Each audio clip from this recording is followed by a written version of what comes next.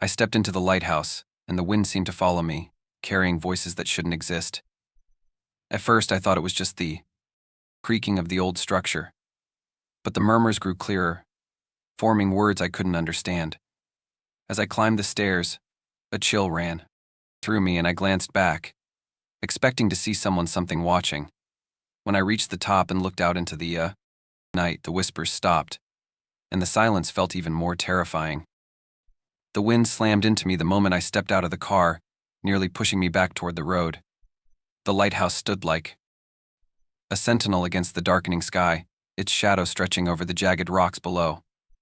The air carried the smell of salt and decay, and the crashing waves below sounded distant, almost muffled, as if the landscape itself held its breath.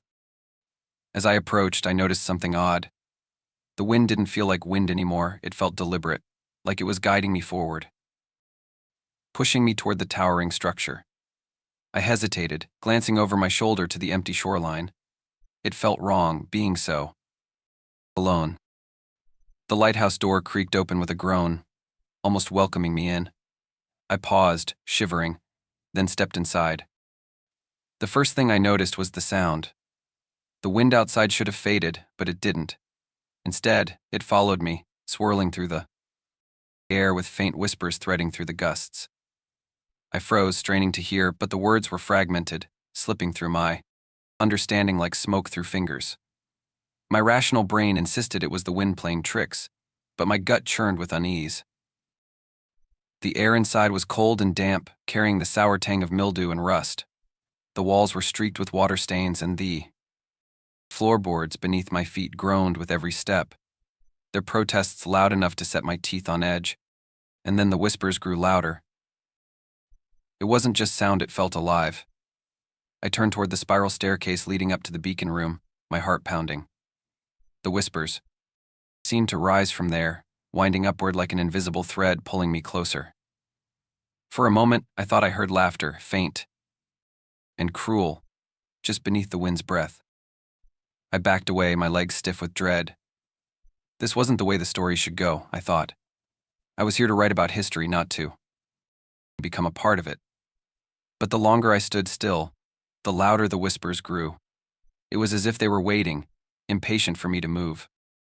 Shaking off my fear, I muttered to myself, "Just old wood and wind," but even as I said it, I didn't believe it. The door slammed shut behind me with a thunderous crash, and I jumped so hard I nearly dropped my lantern. The wind hadn't done that it couldn't have. I spun around, but the door remained firmly shut, the shadows along its edges deepening. "Hello," my voice trembled as I called out, but the only response was the whispering, now softer, almost playful, as if mocking me. I took a deep breath, trying to calm the thundering of my heart. This was just an old lighthouse, I reminded myself. And I was here, for a reason. I fished my notebook from my bag, flipping to the blank page I'd dedicated to documenting its history. But the moment I tried to focus, a shadow moved in my peripheral vision. I snapped my head toward it, but the room was empty, just dust motes swirling in the faint light from my lantern. Deciding to distract myself, I began to explore the ground floor. The room was filled with the remnants of another life, a rusted kettle perched on a broken stove, a chair missing 2 legs, and a pile of rotting rope. My foot caught on something, and I stumbled, landing hard on the damp floor. That's when I saw it. Beneath the chair was a small, battered leather diary. Its cover was cracked and darkened with age, but as I picked it up, I felt an inexplicable chill race through my hand. I opened it carefully, the fragile pages crackling under my touch. The entries were written in a looping, erratic script. The first few pages described mundane details of the keeper's life, weather, the isolation, the grind of routine. But then, the tone shifted. The voices started tonight. Faint at first, but now they won't stop. They rise with the wind, stronger as the darkness deepens. I can feel them watching, waiting. My hands trembled as I turned the page. The whispers around me seemed to thrum in approval, as if they were glad I'd found the fiction diary. The sunlight faded faster than I expected, as if the night had rushed to swallow the day. My lantern's flickering light barely pushed Back the deepening shadows. The air felt colder, pressing against my skin like a damp shroud. I sat in the central room, trying to focus on the diary, but the whispers made it impossible to concentrate. They were clearer now, forming fragments of words that danced just out of my understanding. Then I saw it. A shadow moved across the far wall, slow and deliberate, even though nothing should have cast it. My pulse hammered as I held the lantern higher, scanning the room, but there was nothing there. Just the silence, broken only by the whispers. I couldn't stay still. Standing, I let the diary drop to the floor and began exploring the lower level, telling myself I needed to understand this place. My footsteps echoed as I moved cautiously, feeling as if someone watched my every move. In one corner, I found a rusted lantern, its glass cracked and blackened with soot.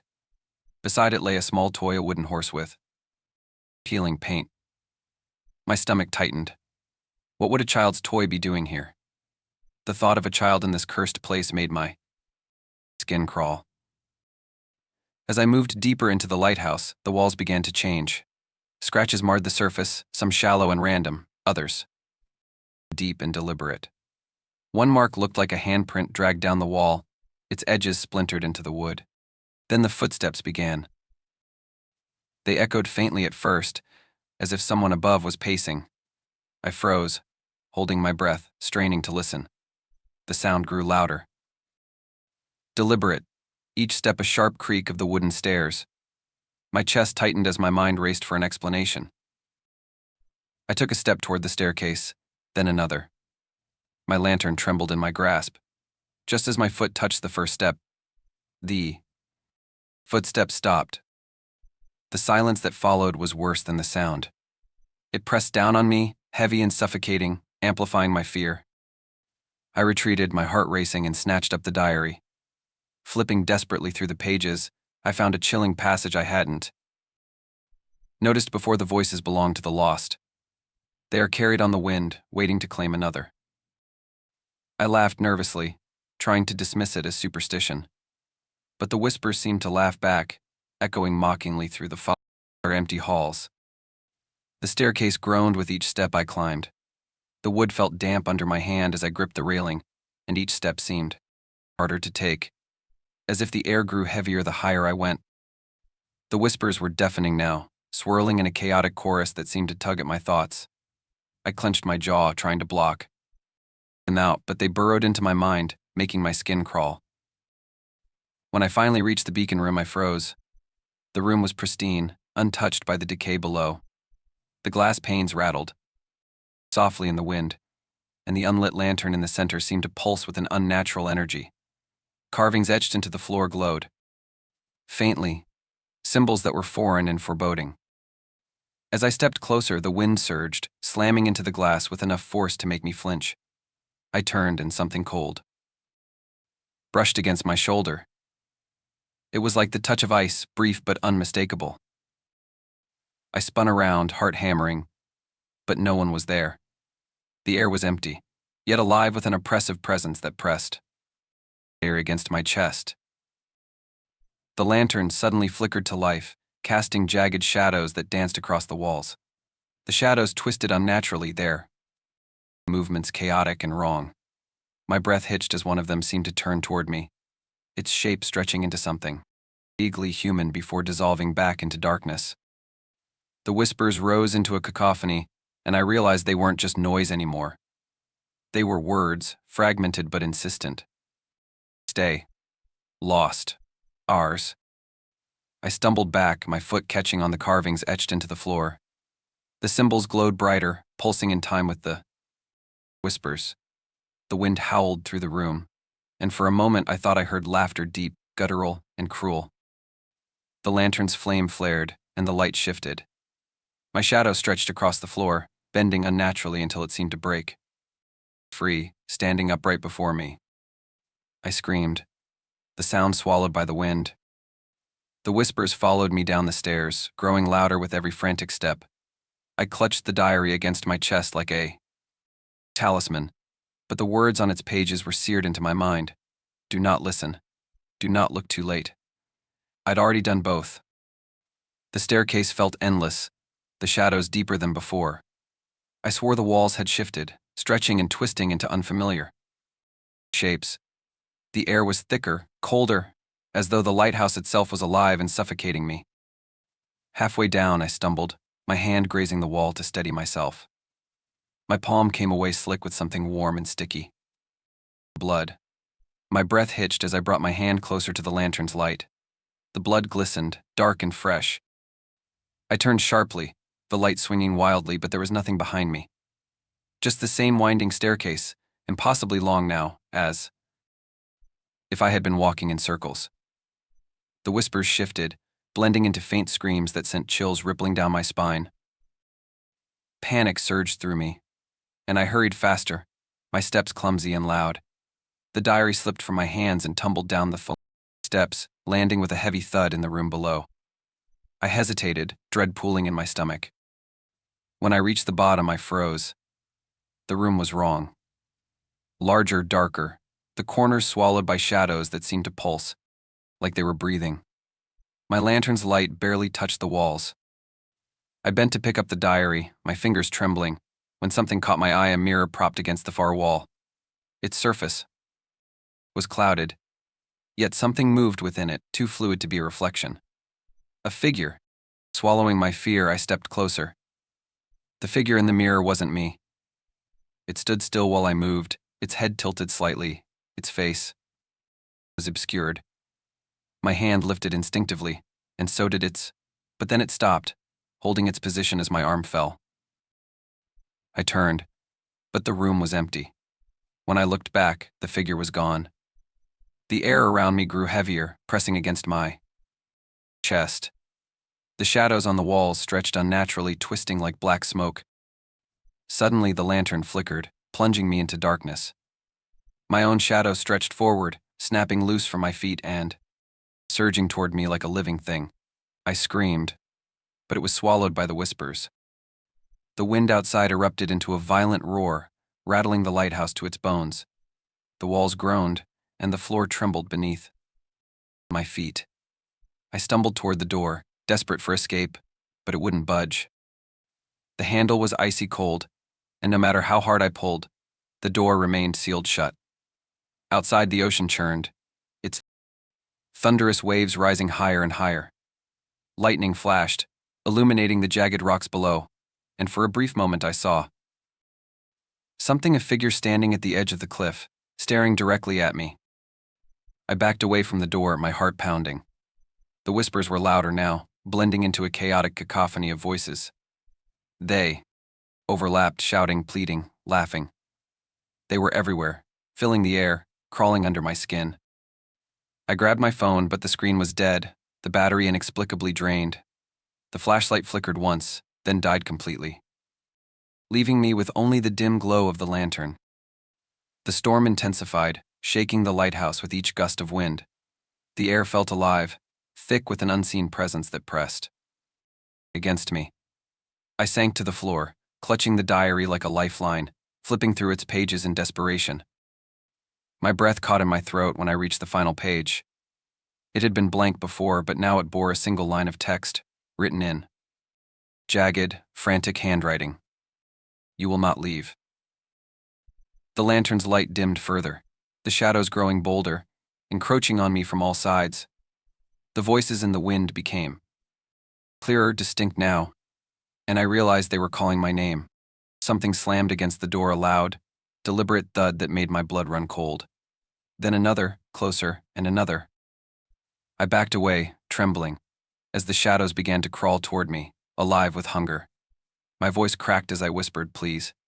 No. The whispers only laughed. I didn't hear the voice at first. Not really.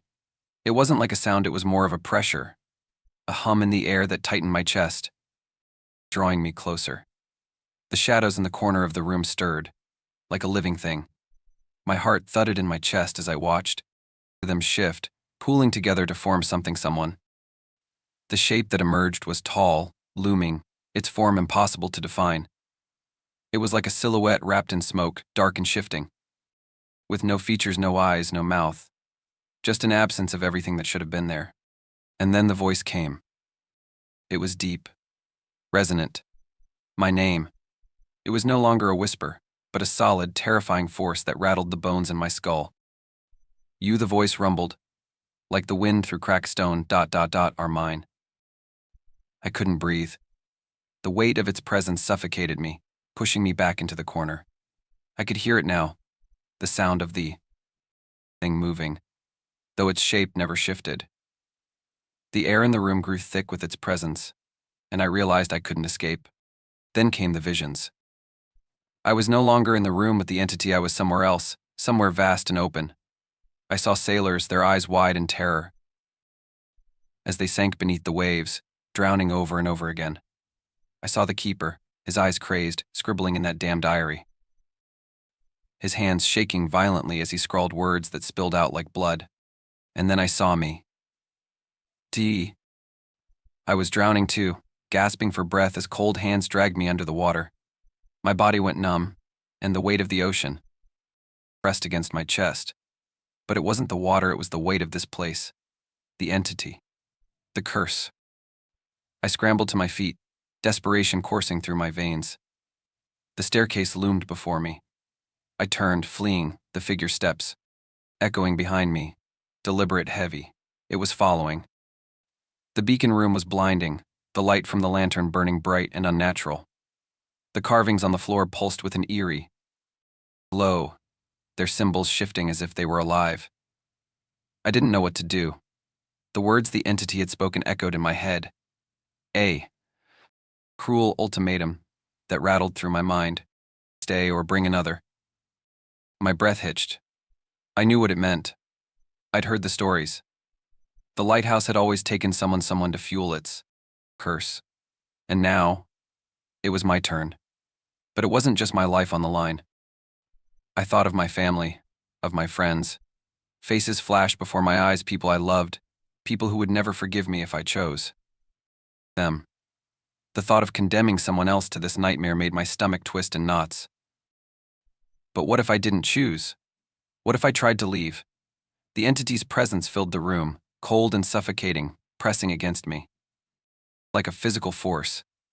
I could hear it moving, feel it watching, waiting. Its voice called out again, low and growling. Make your choice. I couldn't breathe. My mind raced, but I couldn't think. I wanted to run, to escape, but there was nowhere left to go. The only way out was through the decision. And I didn't know if I could live with the consequences of either choice. In the stillness, a new thought clawed at my mind. What if I didn't have to choose anyone? What if I could end this, destroy the lighthouse's curse forever? But the entity shifted, and I felt it, its presence growing darker, more oppressive. It was watching me, waiting. The floor beneath my feet seemed to tremble, like the lighthouse itself was alive, preparing for the answer. I was trapped. I had to decide. The room felt like it was closing in on me. The carvings on the floor pulsed with a sickly light, and the wind outside howled like a beast starving for a soul. The air was thick, suffocating, as the entity's voice twisted in my ears. You cannot escape. I had only one thought left: destroy it. Destroy everything. I grabbed the nearest object, a rusted, iron rod that had been left carelessly on the floor, and slammed it against the floor with all my strength. The first strike sent a jolt through the ground beneath me, and the cymbals cracked, a small line of light flashing from in the damage. I didn't hesitate. I swung again, harder this time, the rod biting into the stone, splintering the lines further. The entity shrieked. The sound was primal, more animal than human, ripping through my mind. The wind outside screeched in fury, rattling the windows and shaking the very foundation of the lighthouse. But I couldn't stop. I couldn't let it win. With each blow, the carvings shattered, splintering in every direction, and the symbols began to crumble away like dust. The air grew heavier, the shadows warping, pulling at the edges of reality itself. The walls of the lighthouse seemed to breathe, swelling and contracting with every crack in the stone. I could feel the entire place trembling with rage. The entity's form flickered before me, its shape distorting as the cracks in the floor grew larger. Its voice distorted, becoming fragmented, as if struggling to hold its form together. No, you cannot. The words fractured, split by the force of my strikes. The lighthouse shook violently, the floor beneath my feet threatening to collapse. My vision blurred. I had no idea what was real anymore. The walls twisted, expanding in every direction, and the ground seemed to fall away beneath me. Time itself felt warped, stretched out like an elastic band ready to snap. The wind howled louder, but I barely heard it anymore. All I could hear was the fading shriek of the entity weakening, diminishing, slipping away as the room around me buckled. And then, silence. The wind died. The walls stopped moving. The shadows no longer threatened to consume me. But the stillness felt wrong, colder than any storm. Something else was waiting. Something worse. I woke with a jolt, the coldness of the ground pressing into my back. The storm had passed. The storm was gone. But everything else felt wrong. I blinked against the bright morning light, squinting through the haze of exhaustion. The lighthouse loomed in front of me, but something was different. It was no longer the towering, decaying structure I had fought against. It was older now, leaning unnaturally to one side, its stone. Walls cracked and crumbling. The door hung open, swaying gently in the breeze, but the lighthouse was silent. No whispers, no wind, howling through the cracks. The world outside was eerily calm, as if nothing had ever happened. I pushed myself to my feet, my legs shaking beneath me. The sense of wrongness didn't fade. My mind screamed for escape, but something kept me rooted in place, something that tugged at the deepest corners of my mind. The diary was gone. I reached into my bag, nothing. No trace of it. For a moment, I stood there in disbelief, my pulse quickening. Had it all been real? The whispers, the entity, the terror? Or was it some kind of nightmare I'd never truly woken from? But then, the whispers returned. They were faint at first, like the rustle of dry leaves in the distance. But they called my name, slowly, as if waiting for me to listen. I froze, feeling the hairs on the back of my neck rise. I turned toward the lighthouse again, instinctively stepping back. The air around me seemed to grow colder, the light of dawn more distant, as if the very day had begun to retreat. The voices. They weren't just in the wind anymore. Something else stirred inside the lighthouse. It was subtle at first, a shadow just at the edge of my vision.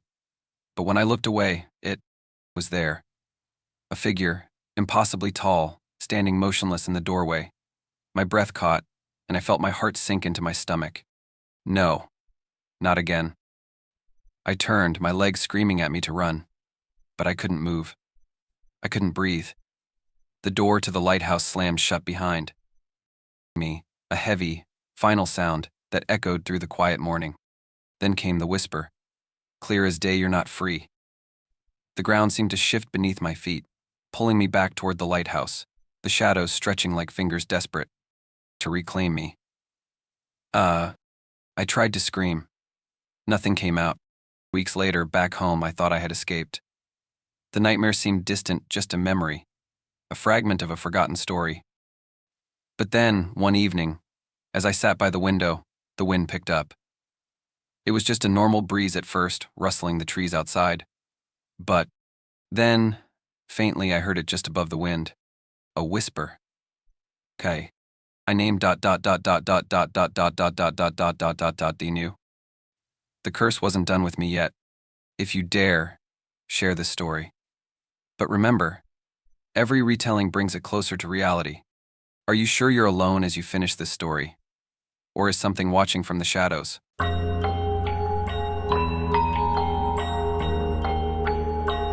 It started as a voice calling my name from the shadows, soft and distant, barely audible over the night silence. Every time I turned to look, there was nothing there, just an empty room, a cold draft. But as the days passed, the voice grew clearer, more insistent, echoing in my mind long after it stopped. I began to wonder if I was the only one who could hear it, or if it was following me, waiting for the right moment to reveal itself. I had just finished cleaning the front desk when I heard it. At first, it was barely a sound, something just shy of a whisper, so faint it could have been the wind, or maybe the pipes groaning in the walls. But then it came again. Clearer. Louder. Anna, it wasn't the wind. It wasn't a trick of my tired mind. It was a voice soft, distant, and yet unmistakably real. I froze, my hand gripping the counter so tightly my knuckles turned white. My heart hammered against my ribcage. The motel was empty tonight, as it often was. No guests, just me alone in this old, creaky building. I turned toward the hallway, my eyes darting to every corner. Nothing. The shadows seemed to swallow every inch of space, stretching beyond what I could see. The sound of my breath was too loud in the quiet, but that voice was louder. Anna. I blinked, feeling an icy chill crawl up my spine. I don't know why I went toward it. Maybe it was curiosity, or maybe just some sick sense of needing to prove I wasn't crazy.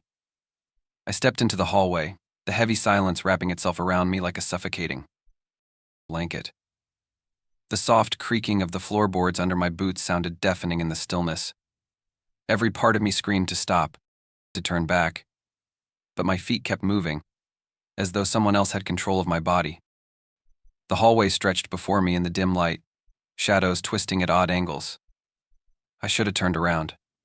I should have gone back to the desk, locked the door, and pretended it didn't happen. But I couldn't.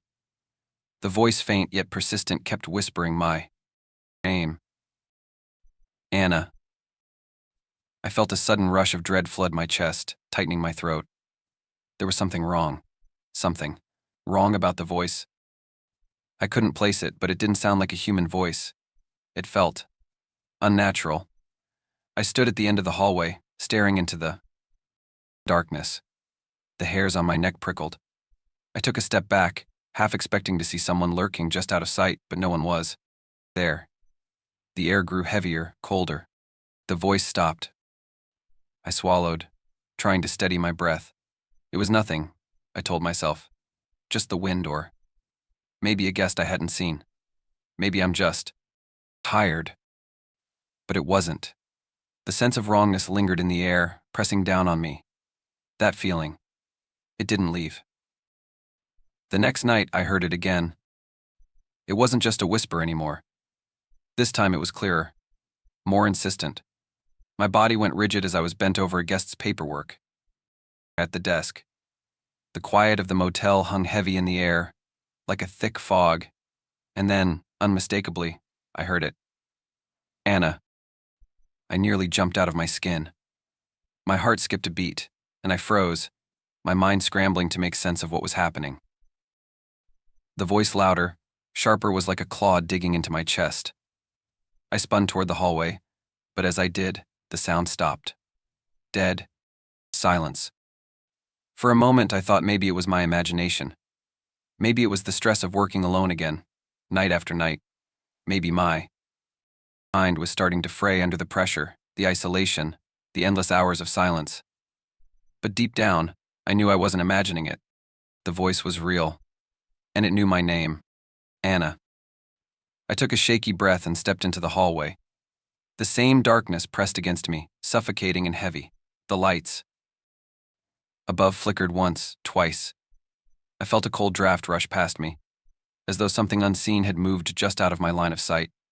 I turned down the hall, my eyes scanning each empty room. The air felt wrong, thick, charged.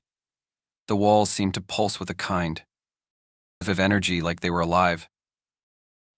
I walked to the end of the hall and paused. Nothing. No movement, no sound, just the faint hum of the air conditioning and the steady thrum of my pulse in my ears. My gaze flitted from one darkened doorway to the next. My instincts screamed for me to turn back, but I couldn't. The voice, the way it had called my name, kept playing over and over in my mind. I had to know where it was coming from. As I stood there, still as stone, I heard something else. A faint rustle of fabric, a shuffle of footsteps. It was coming from the far end of the hallway, just beyond the corner. My breath hitched in my throat. Someone was there. I called out, my voice trembling. Hello? No answer. Just the silence. It swallowed everything. I stepped forward. It's nothing. I'm just imagining things. But as I walked, the air grew colder. The shadows seemed to move with me, stretching and recoiling like something alive. I reached the corner, but when I rounded it, the hallway was empty. Not a soul in sight. No one was there. The silence pressed in once again, but this time it wasn't just quiet. It felt oppressive, like something was waiting for me to make the next move. The voice hadn't called my name again, but it was still there, watching, waiting. I didn't know if it was just in my head or if something darker had settled into the walls of this place. I stepped back, my mind racing. Maybe it was just my own fear, my anxiety getting the best of me. But deep down, I knew it wasn't. Something was here. And it wasn't going to let me go. I was sitting at the desk, the same lonely, dim-lit corner I always inhabited during the night shift, when I heard it again. Anna. At first I thought it was my mind playing tricks on me like all the other times. But this time there was something different. The voice wasn't just calling my name. It felt personal. It was as though it knew me in a way that no one else did. Remember the fire? You didn't save him, did you? My stomach lurched. The blood in my veins went cold, and my vision blurred for a moment.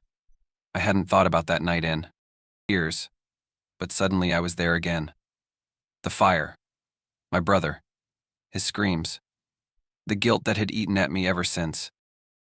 I slammed my hands down onto the counter, my breath shallow, my pulse pounding in my ears. How could it know? How could it know? Know about that? I'd never told anyone what happened that night. Not in years. I tried to bury it, to forget it.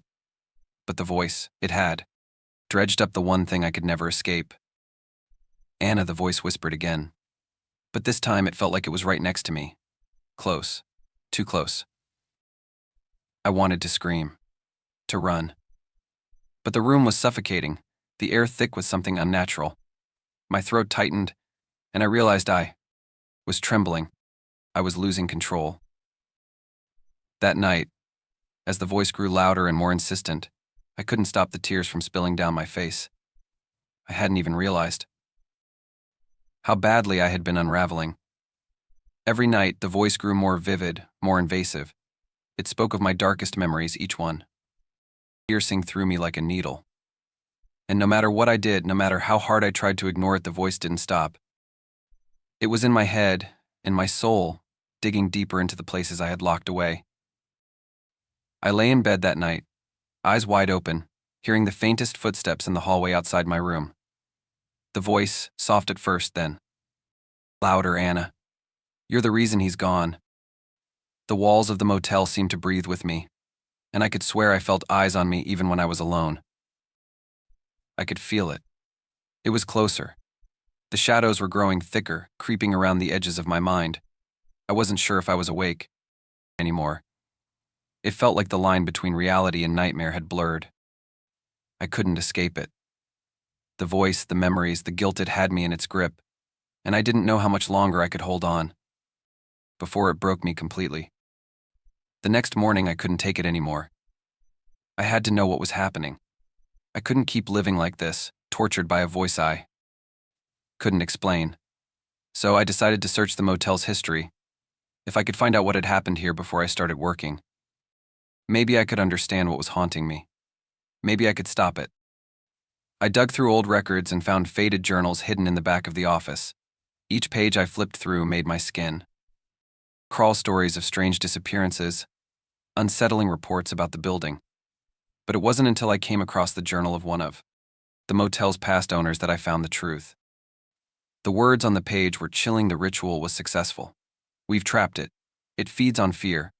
It grows stronger with every soul it consumes. Do not let it break free. I couldn't breathe. My hands shook as I turned the page, each line more disturbing than the last. This wasn't just some haunting. It was something far older, far darker. The voice? It wasn't just a voice. It was an entity, something that fed on fear and isolation. It had been trapped in this motel, feeding off the misery of anyone who stayed too long. The realization hit me like a wave. The voice wasn't just tormenting me, it was using me. It was feeding on my guilt, my trauma. pulling me in deeper with every whisper. I was its next victim. I could feel it now, an invisible weight pressing against my chest, suffocating me. Ugh.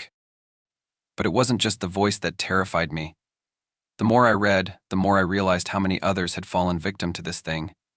The pages of the journal spoke of countless disappearances, people who checked in and never left.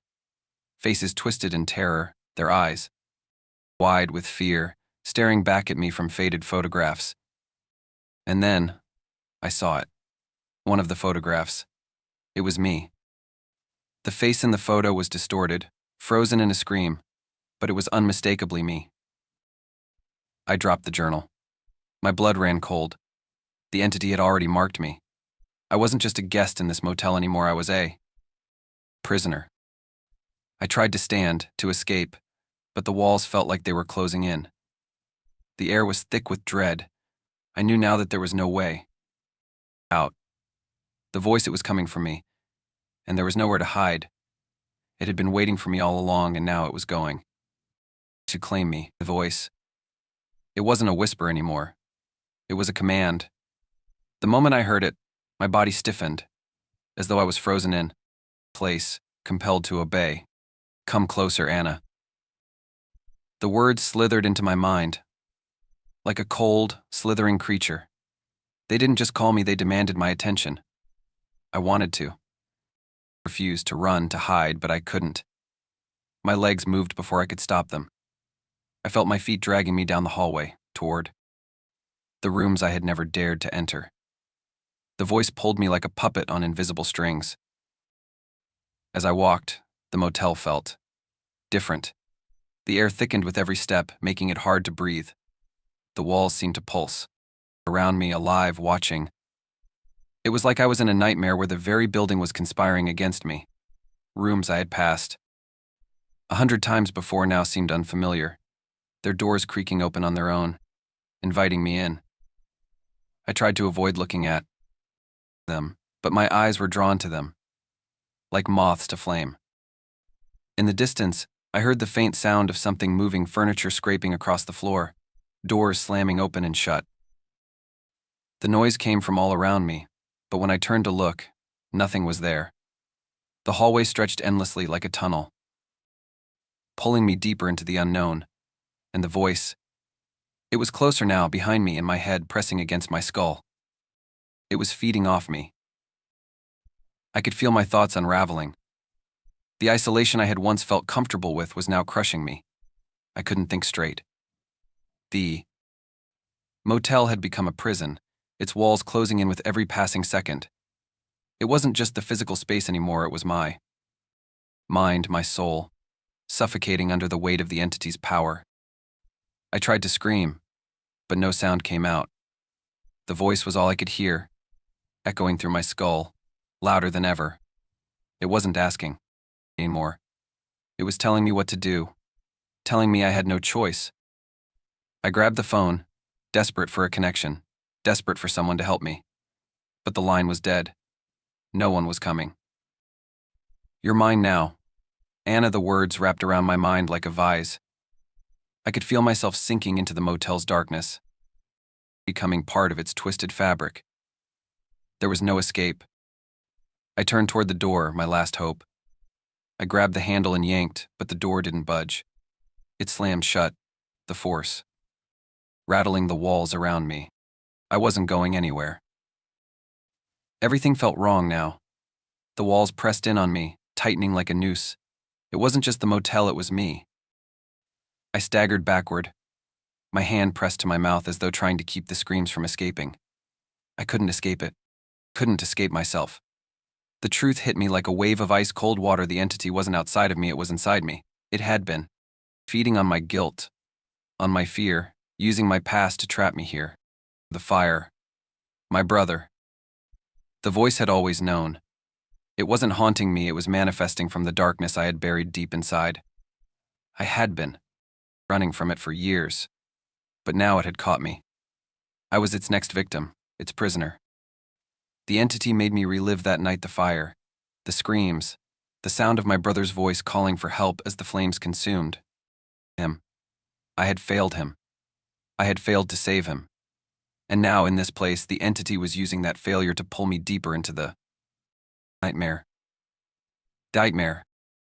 I could see it all so clearly now, the flames, the smoke, my brother's outstretched hand, the desperation in his eyes as he slipped away from me.